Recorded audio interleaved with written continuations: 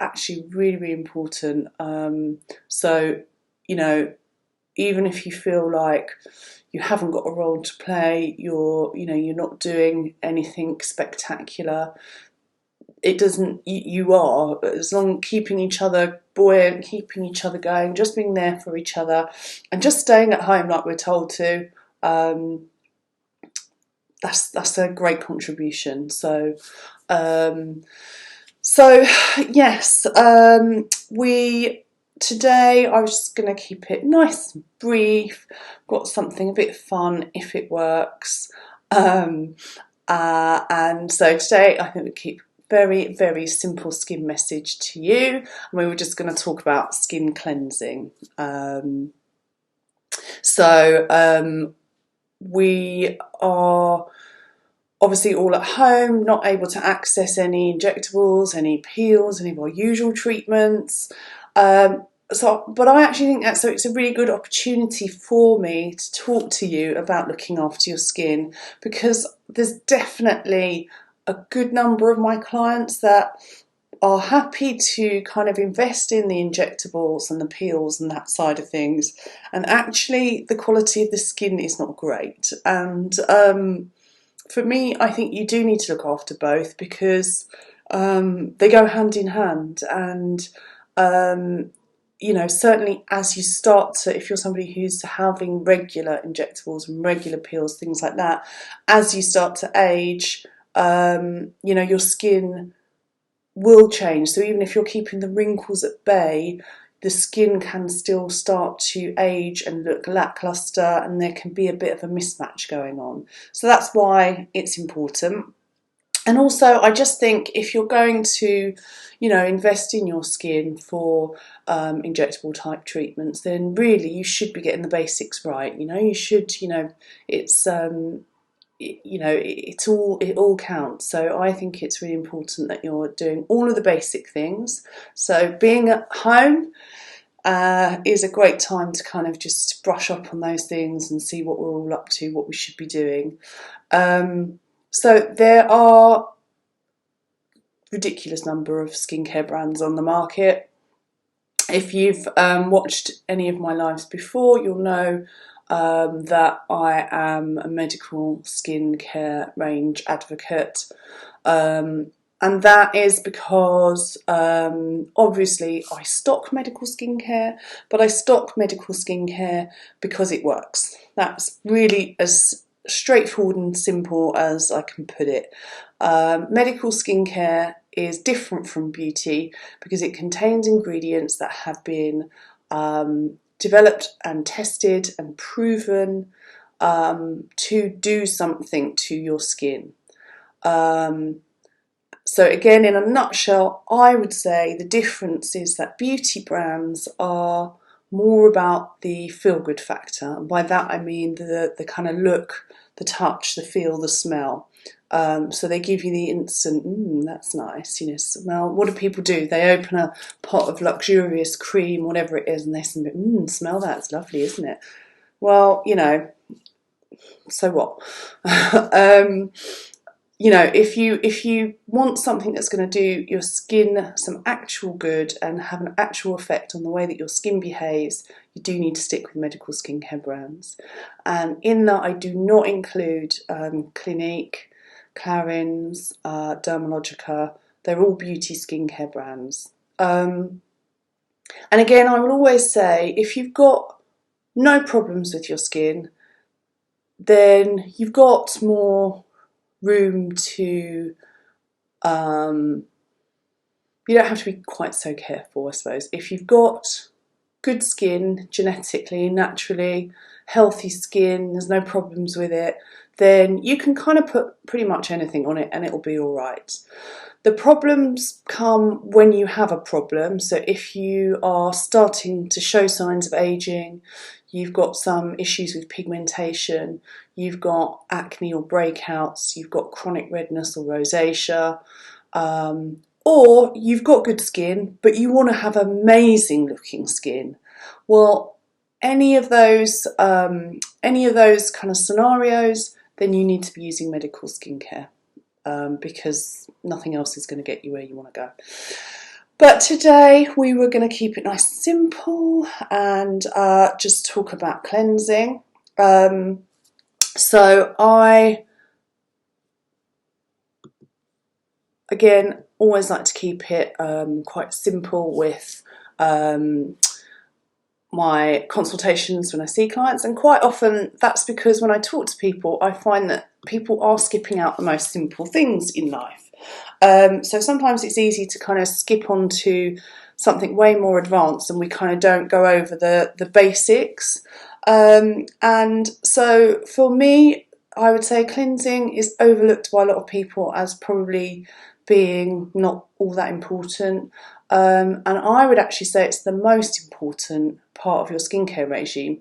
So if you're a splash your face with water kind of guy watching this, or you use whatever you can lay your hands on in the bathroom every now and then, and I know you're out there, not just the guys, the girls as well. I've seen clients who don't wash their faces daily or don't wash them twice daily, so it's not an unusual scenario.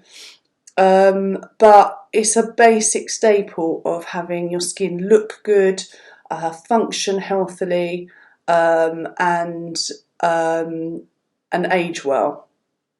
So what we're going to do, if this works, let's move on to a little spreadsheet. Look at that.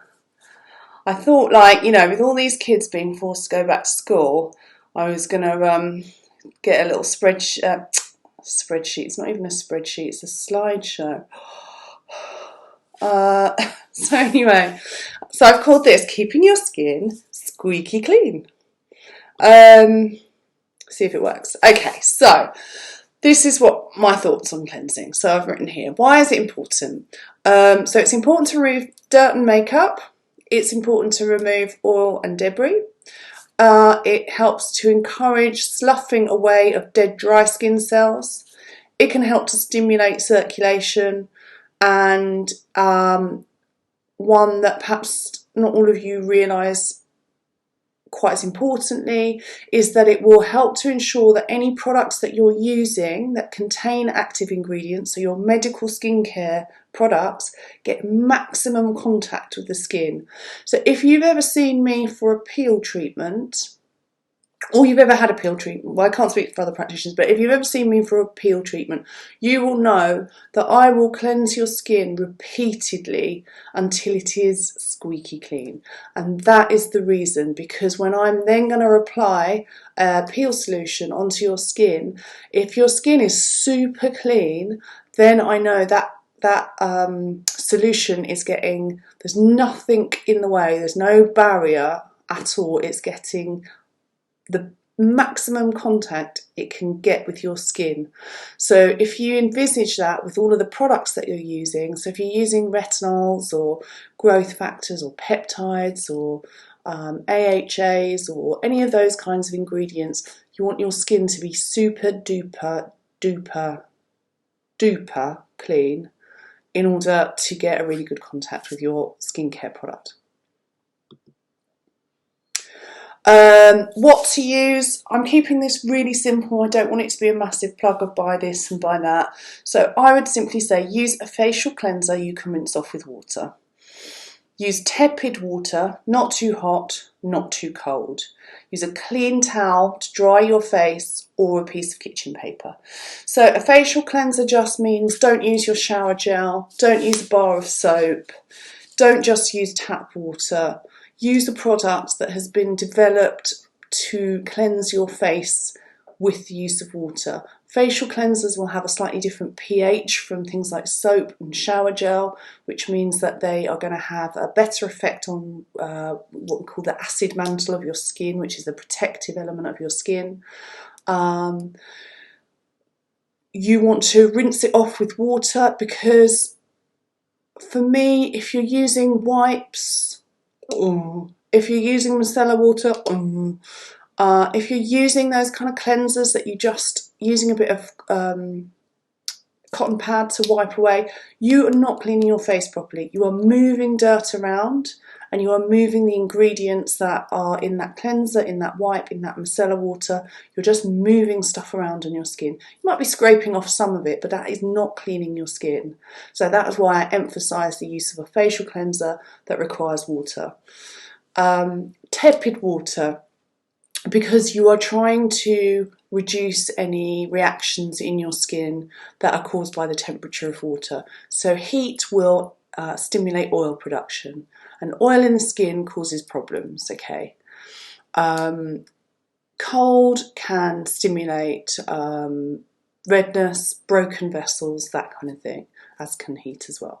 And I know that, again, in the beauty world, steaming is really popular. I know that lots of people I speak to think there's lots of health benefits associated with saunas and steam rooms. My view on heat is that it really just causes a problem for the skin by stimulating that oil. And oil causes breakouts, causes spots, and when exposed to UV light, it will also increase your risk of having patchy pigmentation, especially in people with darker or mixed skin types. So hot steamy showers, hot steamy baths, really try and reduce the water temperature. If you are a fan of saunas and steam rooms, just use it as a treat, not as a regular thing. Don't tell yourself it's doing anything beneficial for your health. I've heard all the myths, and it's nonsense. They make you lose weight, and you know, they don't. There's something that you enjoy, I get that, but that's it. Let's not pretend that they're beneficial health-wise.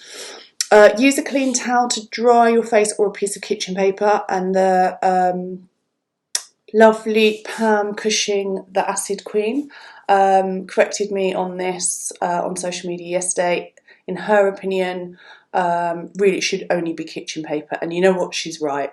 The reason for that is just again around bacteria, ensuring you've got the cleanest of clean to dry your face.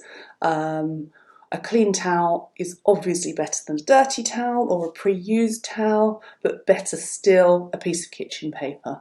And again, when you're drying your face, you don't want to use the rubbing action that you might use on your body. You want to use a patting action.